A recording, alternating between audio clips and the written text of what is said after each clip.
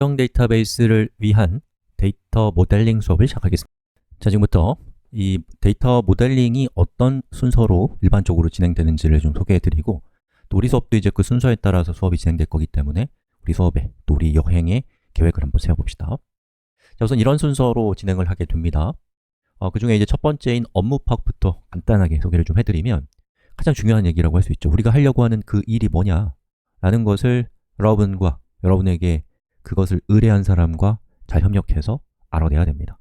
그래서 의뢰한 사람이 어떤 것을 꿈꾸고 있는가를 찾아내는 것이 업무 파악 단계고, 그 과정에서 이렇게 생긴 기획서와 같은 것을 여러분이 이제 산출물로 받아낼 수 있을 겁니다.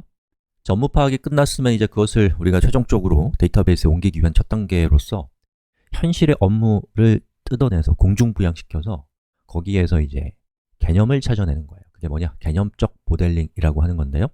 내가 하고자 하는 이 일에는 어떠한 개념들이 있고, 각각의 개념들은 서로 어떻게 상호작용하고 있는가 라는 것을 심사숙고해 보는 시간입니다. 그리고 이제 이 과정에서 ER 다이어그램이라고 하는 이렇게 생긴 그림을 얻게 되는 것이고, 그것은 그 다음 과정으로 가기 위한 초석이 됩니다. 자, 개념을 충분히 숙고했다면 그 다음에는 이 개념을 관계형 데이터베이스에 맞게 잘 구성을 해야겠죠? 그것이 이제 논리적 데이터 모델링이라고 하는 단계인데요. 논리적 데이터 모델링에서는 이 관계형 데이터베이스 패러다임에 맞는 표로서 우리가 생각했던 개념을 표로 전환하는 작업을 하는 것이 논리적 데이터 모델링입니다. 자, 그런데 이렇게 표를 이상적으로 잘 그린다고 해서 그게 실제로 데이터베이스 상에서 표가 되는 건 아니죠. 그 다음 단계에서는 내가 어떤 데이터베이스 제품을 사용할 것인가를 선택하고, 그 데이터베이스 제품에 최적화된 코드를 작성해서 실제 표를 만드는 것이 물리적 데이터 모델링 단계가 하는 일이고, 그때의 산출물은 이렇게 표를 생성할 수 있는 SQL 코드를 갖게 되는 것이 물리적 데이터 모델링 단계에서의 최종적인 목적이라고 할 수가 있겠습니다. 제가 데이터 모델링 수업을 준비하면서 이런 생각이 들더라고요. 데이터 모델링이란 문제를 현실로부터 뜯어내서 고도의 추상화 과정을 거쳐서 그것을 컴퓨터라는 새로운 현실로 옮겨 담는 작업이구나. 이 두 개의 세계는 서로 다르기 때문에 처음에 해결하려고 했던 문제가 데이터베이스의 표에 잘 담겼는지를 확인하는 작업을 끊임없이 계속해서 해나가야 되겠구나, 이런 생각이 들었습니다. 자, 그럼 이제부터 데이터 모델링이라는 현실의 문제를 우리의 머릿속으로 이사시키는 작업을 시작해 봅시다. 이 작업이 끝나고 나면 다시 여러분의 현실로 돌아가서 자신만의 모델링 작업들을 수행해 나가면서 나의 현실에 어울리는 모델링 기법을 각자 발전시켜 나가게 될 것입니다.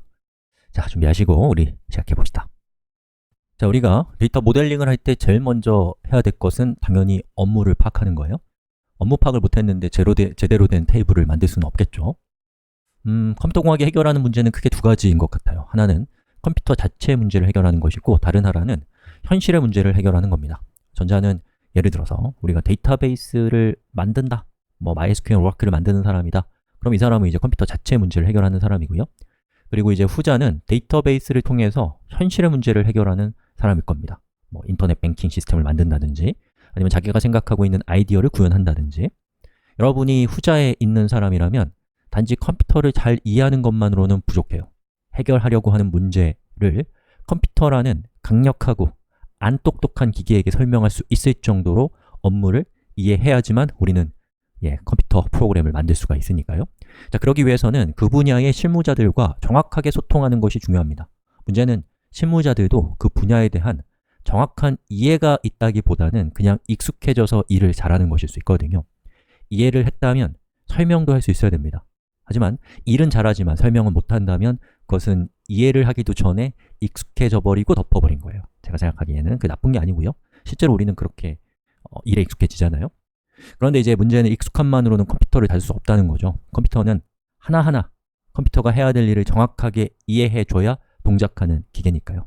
익숙해진 사람으로부터 필요한 정보를 끌어내기 위해서는 정말 많은 노하우와 노력이 필요한데, 우리 소프트웨어 엔지니어가 공부를 멀리할 수 없고, 또 인간관계를 또 등한시할 수 없는 이유기도 한 거죠. 저희 경우는 업무 파악을 할 때 많이 사용하는 방법이 있어요. 뭐냐면 UI를 같이 그려보는 겁니다. UI는 유저 인터페이스라는 뜻으로 사용자가 기계를 작동할 때 사용하는 여러 조작 장치들을 UI라고 부릅니다. 우리가 꿈꾸는 애플리케이션은 어떤 UI를 갖게 될 것인가를 이 일을 의뢰한 사람과 함께 그려보는 과정에서 원하는 것을 분명히 할 수 있거든요. 서로 생각하는 것을 일치시키는데 이것만큼 좋은 것이 없습니다. 이것은 말의 힘을 불신하는 아주 좋은 사례라고 생각합니다. 말의 힘을 불신하십시오.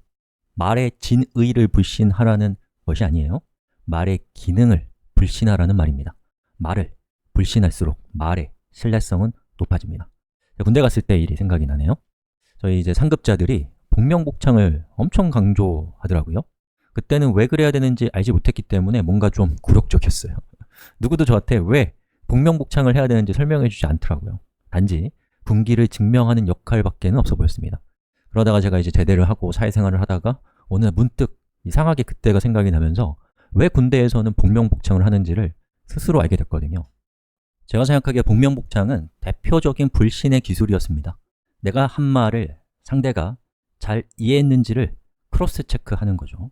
훨씬 정확하게 서로의 생각을 동기화하고 확인할 수 있습니다. 업무 파악이 잘 안 되면 뒤는 볼 것도 없죠. 자, 우리 시간이 좀 많이 됐기 때문에 이번 시간에 말을 불신하면 좋겠습니다 라는 얘기는 여기까지 하고요. 우리 다음 시간에 말을 불신해서 말의 신뢰성을 높이는 테크닉인 기획서를 한번 만들어 보면서 우리 수업에서 사용할 예제를 같이 동기화시키는 시간을 가져보도록 하겠습니다. 자, 그러면 지금부터 우리 기획서를 한번 만들어 볼 건데요. 여러분은 종이를 꺼내세요. 그리고 저는 조금 전문화된 도구를 사용을 할 건데 우리 수업은 기획 수업이 아니고 이 도구 수업도 아닙니다. 그렇기 때문에 제가 이 툴에 대해서는 자세하게 설명드리진 않을 겁니다. 이런 게 있다 정도만 기억하셨다가 나중에 필요할 때 쓰시면 되겠죠. 지금은 여러분이 빨리 앞으로 나가려면 여기서 시간을 더 쓰시면 안 됩니다. 자, 오븐 앱이라고 검색하면 카카오에서 만든 아주 좋은 도구가 있어요. 이 도구에서 제가 새로운 프로젝트를 만들어 볼 겁니다. 프로젝트 이름은 OTU라고 이렇게 하겠습니다. 그리고 적당한 사이즈를 이렇게 지정을 하고 그리고 새로운 프로젝트 만들기를 해서 OTU라고 하는 프로젝트를 이렇게 만들었습니다. 자, 이 프로젝트는 사람들에게 어떤 지식을 전달하는 일종의 매뉴얼 사이트를 만드는 건데요. 일단 저는 UI는 이렇게 됐으면 좋겠어요. 화면을 이렇게 크게 이렇게 자르고 세로선을 하나 이렇게 자릅니다. 그리고 이 왼쪽에는 글 목록이 나왔으면 좋겠습니다. 이렇게 수업의 목록이겠죠? 이렇게 이제 글 목록을 왼쪽에 표현하고 거기 있는 각각의 글 목록을 클릭하면 오른쪽에 본문이 나오는 부분에 이렇게 큰 제목이 나오고 그리고 아래쪽에는 문장이 나오는 간단한 웹 애플리케이션을 만들겠다라는 목표가 있는 거예요. 자, 그리고 이제 그 웹 애플리케이션에 요 큰 제목이 또 필요할 테니까 요 위에는 이렇게 되는 거죠. 자, 그리고 요 각각의 글은 언제 썼는지, 누가 썼는지 이런 정보들이 있으면 좋겠어요. 그럼 여기에다가 누가 썼는지 하는데 우리가 만들려는 애플리케이션은 저자가 여러 명이 동시에 편집할 수 있는 공동 집필진 기능이 있다 치면 예를 들면 김과 리라는 두 명이 작성을 했다. 그럼 이렇게 나오는 거고 그 옆에는 이제 언제 작성했는지 2019년 자, 그 다음에 우리는 또 뭘 하고 싶냐면 이 애플리케이션에서 댓글 기능도 구현을 하고 싶다. 자, 그럼 이렇게 본문을 적고요. 누가 적었는지 팍이라고 하고 언제 적었는지 2019년 6월 7일에 6월 8일에 적었다. 이런 식으로 이제 댓글을 작성을 할 수도 있게 이렇게 하는 거죠. 자, 그 다음에 여기에 이제 저자에 대한 프로필을 보여주는 마우스를 올려놓으면 이렇게 그 사람이 누군지 어떤 사람인지 소개해주는 간단한 기능이 있고 그래서 이제 여기까지는 우리가 쓰기 관련된, 읽기 관련된 기능이었는데 쓰기 기능을 조금만 더 추가를 해볼까요? 댓글을 추가할 수 있는 기능이 필요할 것 같아서 여기 있는 이 부분을 이렇게 밑으로 내리고요. 이런 식으로 이제 버튼들을 만들었습니다. 그 다음에 이제 글 작성을 클릭했을 때 만들 화면도 한번 기획을 해볼까요? 복제해서 여기는 이제 글 작성 페이지에서는 이런 것들 다 필요 없죠? 그래서 싹 지우고 필요한 정보, 필요한 기능은 이 정도만 대충 하시죠. 자, 그 다음에 저자 참여 버튼을 클릭했을 때는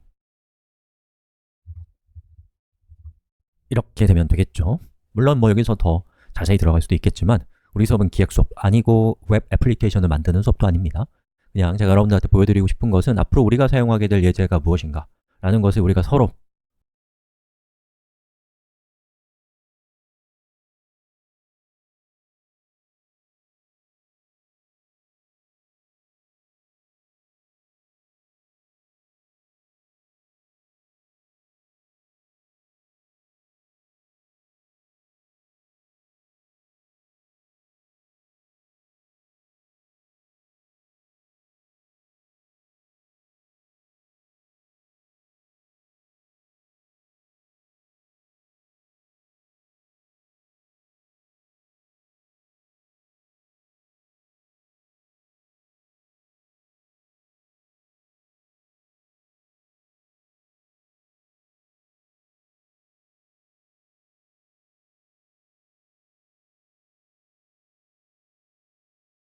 명확하게 이해하기 위해서 보여드린 화면이에요. 어때요? 이렇게 보니까 여러분과 제가 생각하는 게 훨씬 더 동기화가 된 게 느껴지시죠? 예, 여러분도 현업에서 이런 작업들을 하기 전에 최대한 그 의사결정자들 또 이해 당사자들이 모여서 자주 또 명확하게 그리고 서로 대화를 주고받으면서 커뮤니케이션을 하시면 덜 불행한 미래가 기다리고 있지 않을까라는 생각이 듭니다. 자, 우리 업무 파악에 대한 얘기는 여기까지 하고요. 다음 시간에 이제 뭐예요? 다음에 해야 될 건 개념적 데이터 모델링으로 쓱 넘어갑시다. 지금부터 개념적 데이터 모델링 수업을 시작하겠습니다. 자, 개념적 모델링이란 우리가 파악한 업무에서 개념을 뽑아내는 과정입니다. 그런데 먼저 당부드리고 싶은 것이 있어요. 자, 우리가 일을 하는 순서와 공부를 하는 순서는 다를 수 있어요. 개념적 모델링은 논리적 모델링과 물리적 모델링보다 앞선 단계입니다만 논리적 또 물리적 모델링을 경험해 본 적이 없는 사람이 개념적 모델링을 할 수는 없습니다. 제가 생각하기에 개념적 모델링은 관계형 데이터 모델링 전체 프로세스의 극치입니다. 개념적 모델링을 잘했다면 논리적 모델링이나 물리적 모델링은 비교적 기계적인 일이거든요. 여러분은 분명 속으로 저걸 나 혼자 할 수 있을까? 라는 생각을 하게 될 겁니다. 당연해요. 왜냐하면 모델링이라는 것은 업무라는 현실과 데이터베이스라고 하는 또 다른 현실이 있을 때 그것을 이사시키는 작업이거든요. 이 두 가지에 정통하지 않은 사람이 개념을 뽑아낸다는 것은 가능한 일이 아니라고 생각합니다. 최소한 저는 못할 것 같아요. 그렇기 때문에 걱정하지 마세요. 지금은 혼자 할 수 없는 것이 정상이에요. 자, 우리 이렇게 전략을 정리해 봅시다. 물리적 모델링까지 완주를 하신 후에 자신의 분야로 돌아가실 거 아니에요? 그리고 모델링에 도전해 보시겠죠? 그때에 다시 이 수업을 듣게 된다면 비로소 이렇게 하는 거구나, 이런 얘기였구나 라는 생각이 그때서야 듣게 될 겁니다. 그러니까 느긋한 마음으로 언젠가 되겠지, 나중에 알게 되겠지 이런 편안한 마음으로 수업에 참여해 주시면 더 좋은 결과가 있을 겁니다. 자, 그러면 우리 이 개념적 데이터 모델링이 우리한테 주는 효용을 따져볼까요? 엄청난 선물 두 가지를 줄 건데요. 첫 번째는 현실에서 개념을 추출하는 일종의 필터를 우리에게 제공해 줍니다. 그리고 또 하나는 개념에 대해서 다른 사람들과 대화하게 해주는 일종의 언어로서 작용하게 될 겁니다. 그리고 이러한 목적을 이루게 해주는 하나의 도구가 바로 Entity, Relationship Diagram이라고 하는 그림이에요. 이렇게 생겼습니다. 자, 우리 백문이 불여일견이라고 했잖아요. 잠시 영상을 멈추고 왼쪽에 있는 기획서랑 오른쪽에 있는 ERD가 서로 어떤 대응 관계를 가지고 있는지를 한번 여러분이 추론을 통해서 따져보십시오.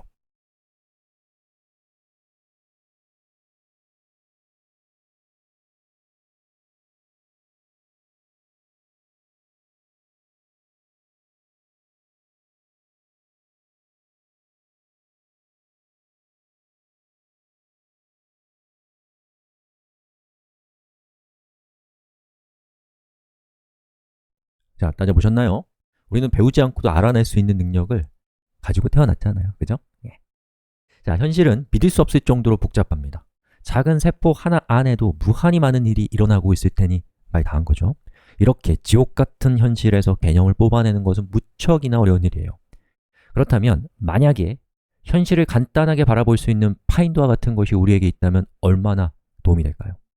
이 아이디는 현실을 3개의 관점으로 바라볼 수 있는 파인더를 우리에게 제공해 줍니다. 첫 번째는 정보예요. 정보를 발견하고 그것을 다른 사람들에게 표현할 수 있게 도와줍니다. 두 번째는 서로 연관된 정보를 그룹핑해서 인식하고 이것을 다른 사람들에게 표현할 수 있게 해줍니다. 세 번째는 정보 그룹 사이의 관계를 인식하고 그것을 다른 사람에게 표현할 수 있게 해줍니다. 현실로부터 개념을 인식하는 도구이면서 그것을 다른 사람도 알아볼 수 있게 표현하는 도구가 바로 Entity, Relationship Diagram입니다. 또 이 EID는 정말 환상적인 기능이 하나 더 있는데 매우 쉽게 표로 전환할 수 있습니다. 여러분이 EID를 어떻게 하면 표로 전환할 수 있을 것인가에 대한 정교한 규칙들이 수십 년 동안 정립되었기 때문에 여러분은 EID까지만 만들면 그것을 표로 만드는 것은 서서 떡 먹기와 같습니다. 자, 이번 수업은 여기까지입니다. 개념적 모델링과 EID에 대한 욕심을 충분히 충전하셨나요? 아직 안 되셨으면 좀 쉬면서 충전 좀 하시고 저는 이제 여러분들이 감칠맛을 느낄 수 있도록 여기까지 수업하고 다음 시간에 본격적으로 EID의 세계로 빠져들어가 보겠습니다. 자, 그럼 EID를 만드는 방법을 우리 하나씩 쪼개서 살펴볼까요? 이 기획서에는 여러 가지 정보들이 흩어져 있는데요. 글 제목, 저자 이름, 댓글의 내용 등등등 여기서 서로 연관된 정보들을 묶어주는 큰 덩어리부터 끄집어내야 돼요. 저는 이런 덩어리들이 보이네요. 뭐 글이라든지 그 글 안에는 또 저자가 있고 또 댓글, 또 저자라는 이런 덩어리들이 저한테는 보이거든요. 그러면 이걸 그림으로 표현하면 어떤 모습이 되어야 될까요? 미리 말씀드리면 정답 따위는 없습니다. 설명이 가능하고 모순이 없다면 다 타당한 겁니다. 우선 이런 모습이 있을 수 있겠네요. 글 속에 저자도 있고 댓글도 있고 또 댓글 안에 또 저자가 있고 자연스럽게 우리 왼쪽에 있는 구조를 잘 표현하고 있는 그림입니다. 또 이런 모습도 생각해 볼 수 있어요. 댓글, 글, 저자를 동등하게 표현하는 것이죠. 둘 다 기획서의 내용을 잘 설명하고 있다고 저는 생각이 됩니다. 따라서 둘 다 합리적이에요. 그런데 우리는 관계형 데이터 모델링을 하고 있죠. 그렇기 때문에 관계형 데이터베이스에 잘 어울리는 모델이 더 유리합니다. 그런 점에서 두 번째 모델을 선택해야 됩니다. 근데 그 이유를 지금 제가 설명하는 것은 너무 많은 노력이 저나 여러분에게 필요합니다. 그렇다고 아무것도 설명하지 않는 건 또 제 성격상 찝찝해요. 뭔가 그래서 좀 저한테는 함정에 빠진 것 같은 난처함이 느껴지거든요. 그래서 우리 이렇게 합시다. 꼼꼼하게 내용을 따져보지 말고요. 멀리서 큰 틀의 흐름만 생각해 주세요. 그럼 왜 하필 아래쪽에 있는 모델이 관계형 데이터베이스 다운가를 우리 한번 구경해 봅시다. 자, 이 위쪽에 있는 이런 개념을 잘 설명하려면 우리가 최종적으로 표를 이런 모양으로 만들어야 되거든요. 그러면 두 개가 잘 어울리죠? 다시 말해서 표 안에 다른 표가 내포되어 있는 관계입니다. 그런데 안타깝게도 이 RDB, 관계형 데이터베이스에서는 이런 내포 관계를 허용하지 않습니다.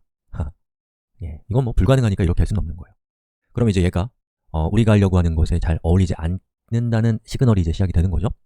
그러나 이제 일을 잘하는 사람, 그러면서도 관계형 데이터베이스에 대한 깊은 이해가 있지 않은 사람은 어쨌든 간에 방법을 찾아내요. 그리고 이거는 틀린 게 아니라 잘한 거예요. 다만 한계가 있는 방법이죠. 이겁니다. 자, 이렇게 초거대 표 하나를 만드는 거예요. 그래서 어마어마하게 큰 프로젝트라고 하더라도 결국에 하나의 표에 표현하는 걸 어떻게든 할 수는 있거든요. 자, 여기 있는 표를 잠깐 보면 보시는 것처럼 글이 3개가 있어요. 그리고 그 3개의 글에 대한 저자, 댓글까지 다 표현하고 있는 표를 보고 계십니다. 자, 그런데 이 표는 좀 아쉬운 점이 있습니다. 이런 아쉬운 점이 있단 말이죠. 만약에 우리의 프로젝트가 어마어마하게 크다. 그러면 이 표에 컬럼이 1000개가 될 수도 있단 말이에요. 어마어마하게 큰 표인 거죠. 자, 그렇게 되면은 우리가 그 1000개의 컬럼을 갖고 있는 표에서 지금 내가 글의 목록만 필요하다. 그러면 이 중에서 요 첫 번째, 두 번째, 요 2개의 컬럼만 딱 필요하다고 쳐봐요. 그러면 얘만 가져오고 싶은데도 우리는 1000개의 컬럼을 다 가져와야 되기 때문에 정말 흥청망청 데이터를 쓰고 있는 상황이 되는 것이죠. 또 여기 보면 글이 2개가 있습니다. 글 하나, 글 2. 그런데 저자가 같아요. 그리고 댓글에 대한 저자도 같다. 그러면 지금 중복이 발생하고 있죠. 그리고 이 중복을 극단적으로 생각해서 3개가 아니라 1억 개가 중복되고 있다고 생각해 보세요. 그럼 역시나 우리의 소중한 그 저장 장치를 흥청망청 쓰고 있는 것이 되고 만약에 저자의 이름을 바꿨다. 그러면 1억 개를 바꿔야 되는 그게 시간도 많이 걸리고 실수를 할 확률도 매우 높은 아주 위험한 작업이 되기 때문에 이것은 우리한테 이제 한계가 있는 방법이 되는 것이죠. 거대 단일 테이블은 중복이 발생합니다. 자, 그럼 이런 문제를 해결하기 위해서는 하나의 거대 테이블이 아니라 주제에 따라서 테이블을 쪼개는 겁니다. 이렇게요. 예를 들자면, 자, 영상을 한번 멈춰놓고 한번 여기 있는 표를 슬쩍 한번 해석해 보세요.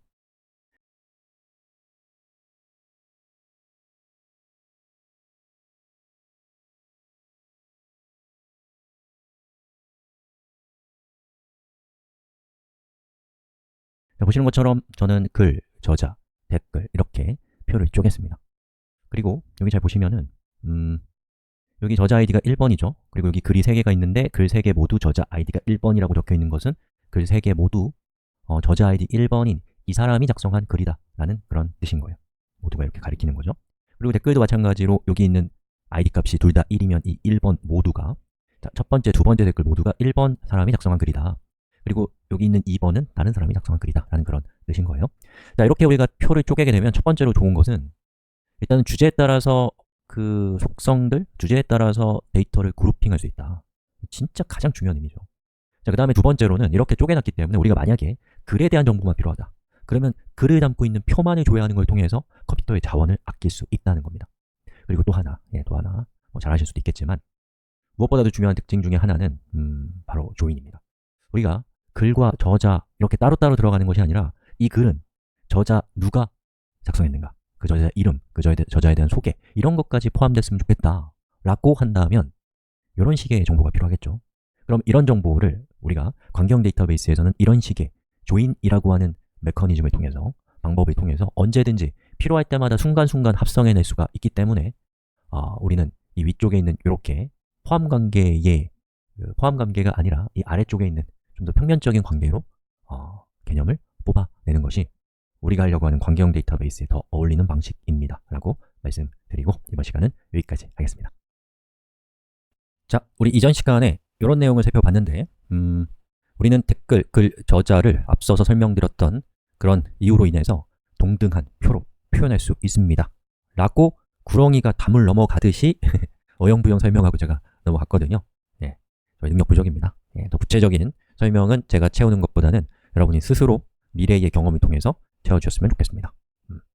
자, 이렇게 찾아낸 개념을 개념적 모델링 또는 ERD에서는 entity라고 부릅니다. entity는 후에 테이블로 전환되게 될 것입니다. 자, entity 중에 우리 글만 놓고서 또 얘기를 조금 진행해 볼까요? 자, 글이라는 entity는 실제 데이터가 아니에요. 구체적인 데이터는 제목, 생성일, 또 본문 이러한 것들에 담겨 있죠.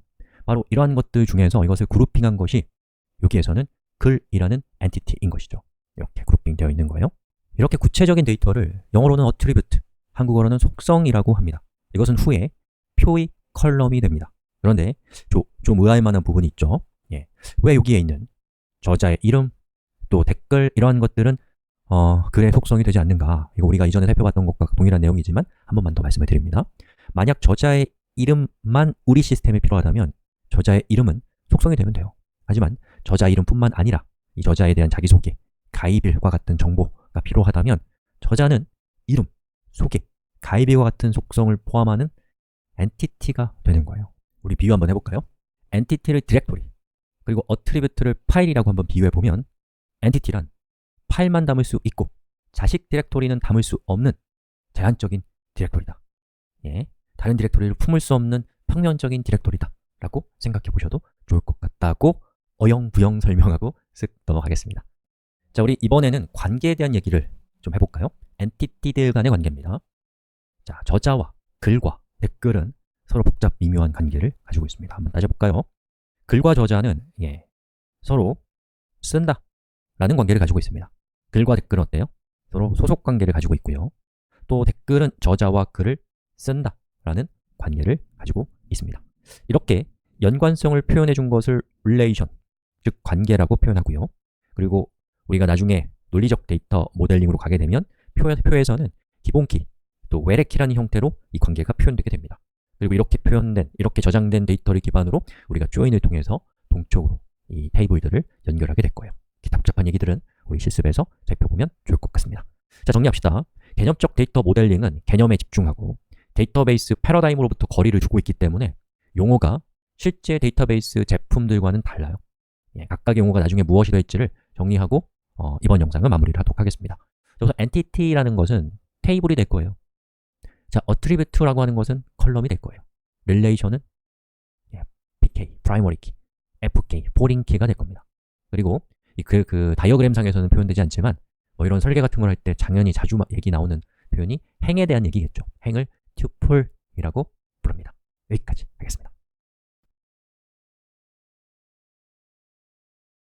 자, 지금까지 ER 다이어그램의 요모조모를 살펴봤는데요. 이제 우리 그림을 그려봐야겠죠. 자, 그림을 그리기 앞서서 이런 얘기 조금만 하고 바로 시작할게요.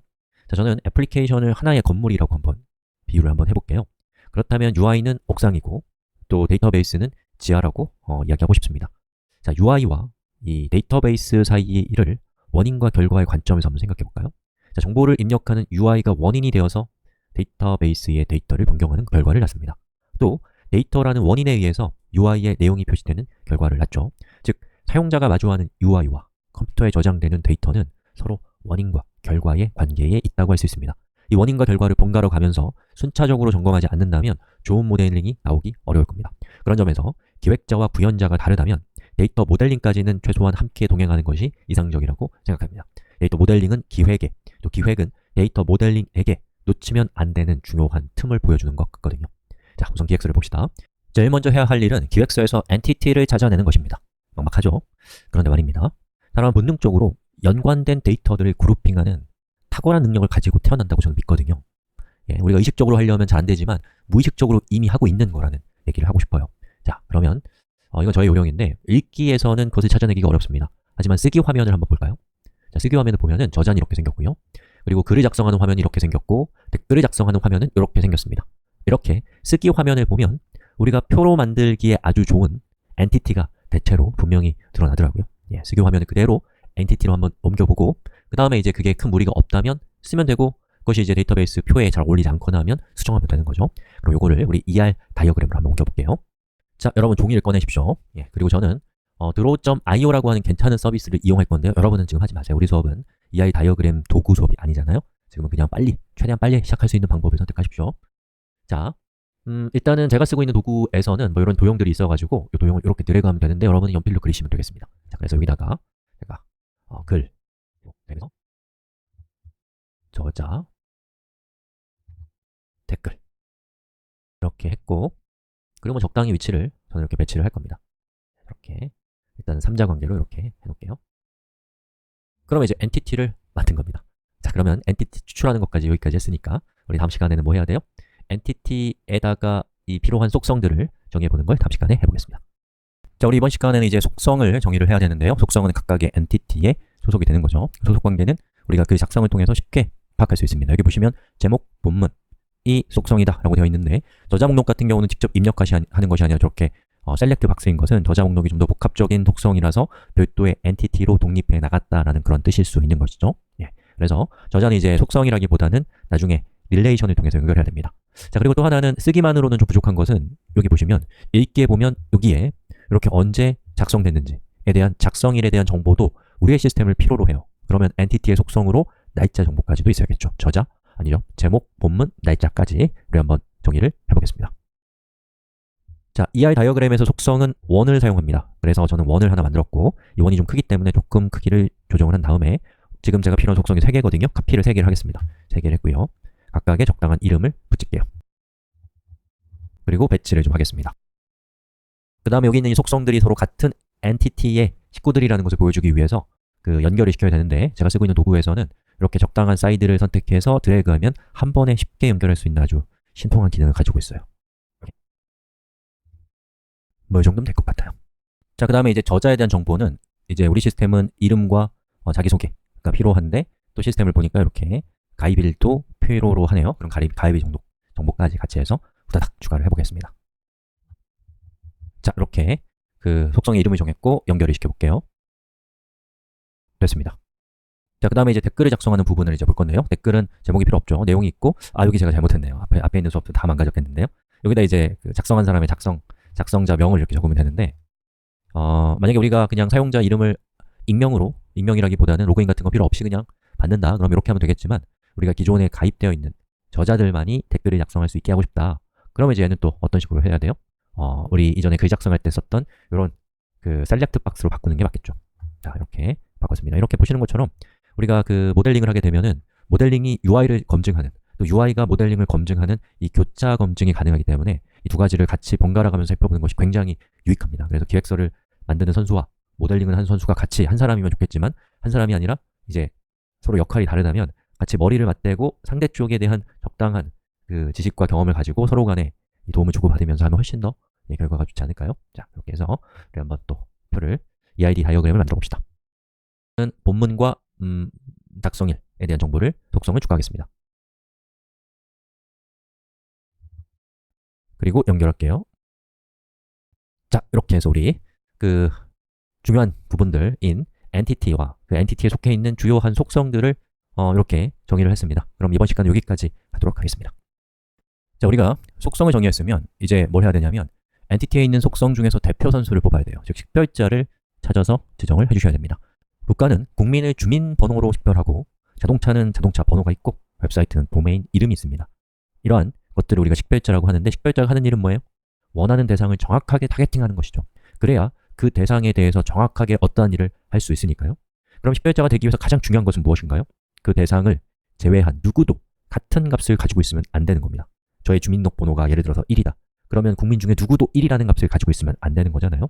만약에 다른 사람도 갖고 있으면 이제 사고가 일어나는 거죠. ER 다이어그램에서도 우리가 그 아이덴티파이어, 즉 식별자를 어떤 속성을 할 것인가를 지정하셔야 됩니다. 예, 그리고 이렇게 지정한 식별자는 훗날 프라이머리 키, 즉 기본 키가 될 겁니다. 네, 이번 시간에는 식별자를 좀 살펴보겠습니다. 자, 이렇게 표가 있습니다. 잠깐 영상 멈춰놓고 이 표의 내용을 한번 해석해 보세요.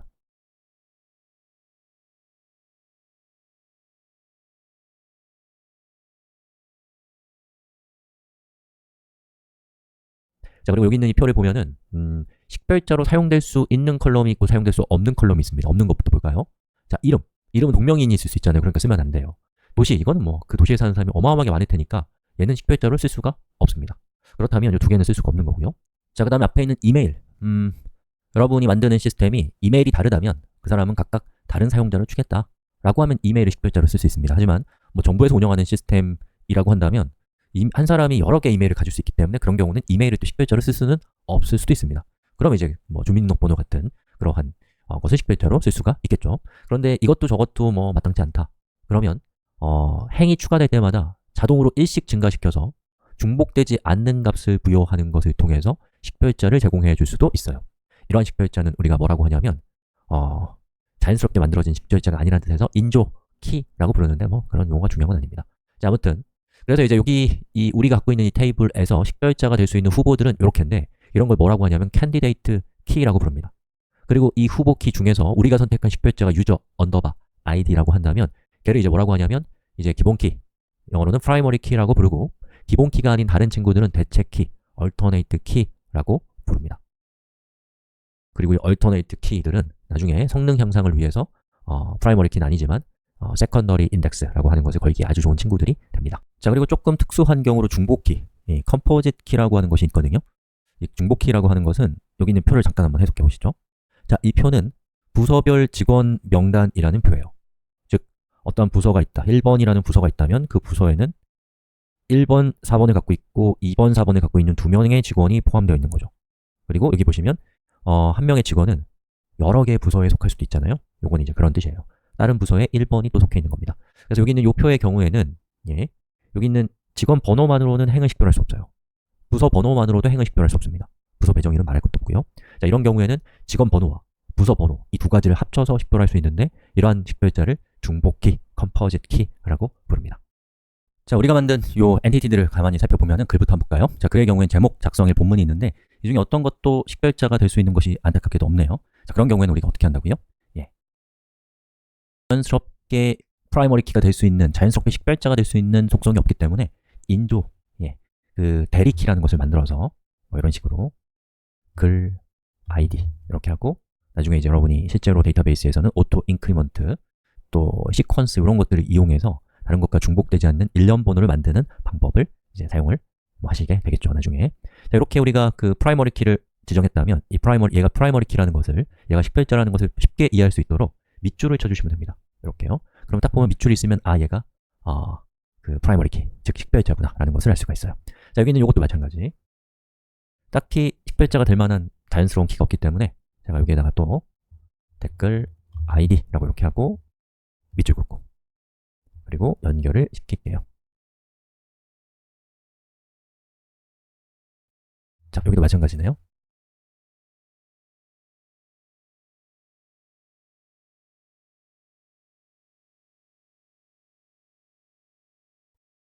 자, 됐습니다. 이렇게 해서 우리 각각의 엔티티가 드디어 자신을 식별할 수 있는, 자신의 그 투플, 즉 행을 식별할 수 있는 컬럼인 식별자 컬럼을 갖게 되었습니다. 여기까지 하겠습니다.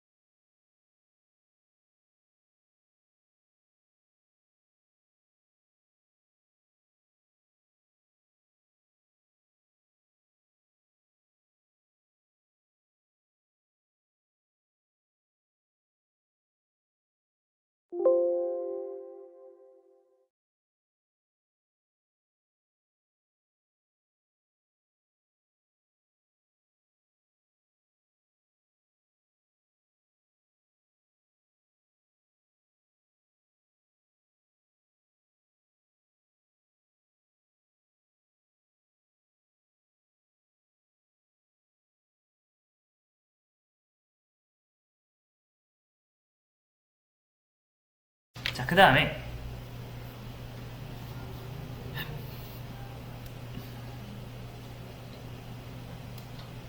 자, 보세요. 여기 쉘 보이시나요? 네, 요걸 한번 눌러보세요. 됐죠? 요거 뜨나요? 그러면은 아까 우리 MySQL D가 아니라 MySQL.exe였잖아요. 요게 접속기라고 제가 말씀드렸죠. 요게 바로 뭐예요? 요게 클라이언트고 이게 뭐예요? 서버. 근데 왜 D가 왜 서버냐면은 이 D가 데몬이라는 의미예요. 데몬이 안에 있어요. 그래서 바이러스가 내 컴퓨터에 있단 말이에요. 에서는 백그라운드 프로세스가 이게 무슨 H 나는 이게 무슨 뜻이죠? 나는 그 다음에 사이트 접속할 때 주소 같은 거 쓰잖아요. 뭐 네이버 다음 이런 거 쓰잖아요. 그쵸? 그러니까 웹브라우저를 키기만 하면 어때요? 키기만 하면은 아무것도 안 들어가잖아요. 여기서 어떻게 하죠? 저희가 주소를 쳐서 원하는 곳에 들어가야겠죠? 마찬가지로 이 세상에 MySQL 서버가 전 세계에 되게 많단 말이에요. 몇 천만 대 있단 말이에요. 사이트가 여러 군데가 그러면 내가 여기다가 주소를 적는데 일단 요거는 뭐냐면은 내가 다른 컴퓨터에 있는 MySQL 서버에 접속하는 게 아니라 보다 내가 현재 사용하고 있는 컴퓨터에서 돌아가고 있는 MySQL 서버에 접속하겠다 라는 뜻입니다. 그 다음에 사이트와 다르게 그냥 접속할 수 없고 아이디 패스워드가 있어요. 무조건. 자, 근데 제가 한번 해볼게요. 엔터를 쳐보겠습니다. 요거 디스코드에 제가 띄워드릴게요. 그러면은 자 뭐라고 나왔죠? 에러